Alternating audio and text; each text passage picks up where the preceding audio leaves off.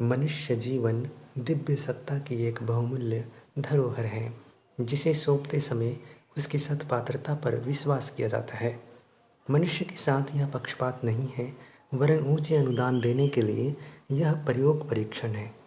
अन्य जीवधारी शरीर भर की बात सोचते और क्रिया करते हैं, किंतु मनुष्य को सृष्टा का उत्तराधिकारी युवराज होने के नाते अनेकानेक कर्तव्य और उत्तरदायित्व निभाने पड़ते हैं। उसी में उसकी गरिमा और सार्थकता है। यदि पेट प्रजनन तक, लोभ मोह तक उसकी गतिविधियां सीमित रहे तो उसे नर पशु के अतिरिक्त और क्या कहा जा सकेगा। लोभ मोह के साथ अहंकार और जुड़ जाने पर तो बात और भी बिगड़ती है। महत्वाकांक्षाओं की पूर्ति के लिए उभरी अहंमन्यता अनेकों प्रकार के कुचक्र रचती और पतन पराभव के गर्त में गिरती है। अहंता से प्रेरित व्यक्ति अनाचारी बनता है और आक्रामक भी। ऐसी दशा में उसका स्वरूप और भी भयंकर हो जाता है। दुष्ट दुरात्मा एवं नर पिशाच स्तर की आसुरी गतिविधियां अपनाता है। इस प्रकार मनुष्य जीवन जहाँ श्रेष्ठ सौभाग्य का प्रतीक था, वहाँ वह दुर्भाग्य और दुर्गति का कारण ही बनता है। इसी को कहते हैं वरदान को अभिश्राप बना लेना। दोनों ही दिशाएं हर किसी के लिए खुली है। जो उनमें से जिसे चाहता है उसे चुन लेता है। मनुष्य अपने भाग्य का निर्माता स्वयं जो है। साधकों में विभिन्नता देखी जाती है। उनमें विभिन्न प्रकार के इष्ट देव उपास्य होते हैं। उनसे अनुग्रह अनुकंपा की आशा की जाती है और विभिन्न मनोकामनाएं पूर्ण करने की अपेक्षा रखी जाती है। इनमें से कितने सफल होते हैं, इस संबंध में कुछ कहा नहीं जा सकता, क्योंकि पराधीनता की स्थिति में स्वामी की इच्छा पर सब कुछ निर्भर रहता है। सेवक तो अनुनय विनय ही कर सकता है, किंतु जीवन देवता के संबंध में यह बात नहीं है।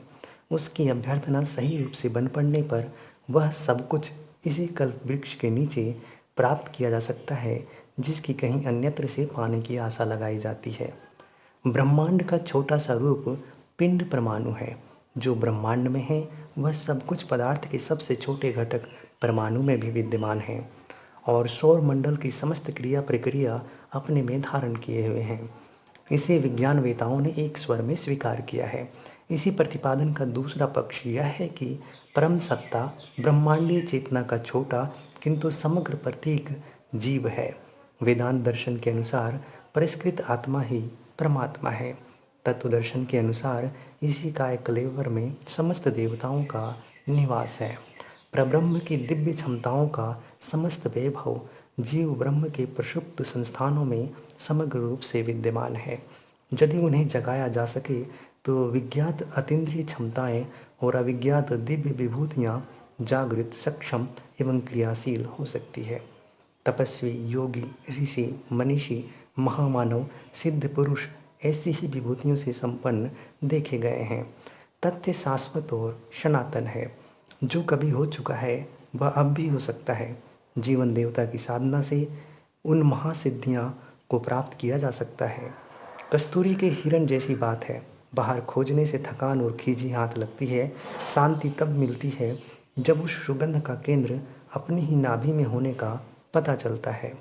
परमात्मा के साथ संपर्क स्थापित करने के लिए अन्यत्र खोजबीन करने की योजना व्यर्थ है। वह एक देश काल तक सीमित नहीं है, कलेवरधारी भी नहीं। उसे अति निकटवर्ती क्षेत्र में देखना हो तो वह अपना अंतःकरण ही हो सकता है। अर्थात परमात्मा हमसे दूर बाहर कहीं अन्यत्र नहीं, बल्कि हमारे सबसे निकट हमारे अंतःकरण, हमारे चित्त और मन के अंतः ही स्थित है। समग्र जीवन इसी की प्रत्यक्ष अभिव्यक्ति है। इसलिए जीवन साधना अपने अंतरंग में परमात्मा तत्व की खोज द्वारा हम उस परमात्मा की अतुलनीय क्षमता और प्रत्यक्ष अनुभूति कर सकते हैं।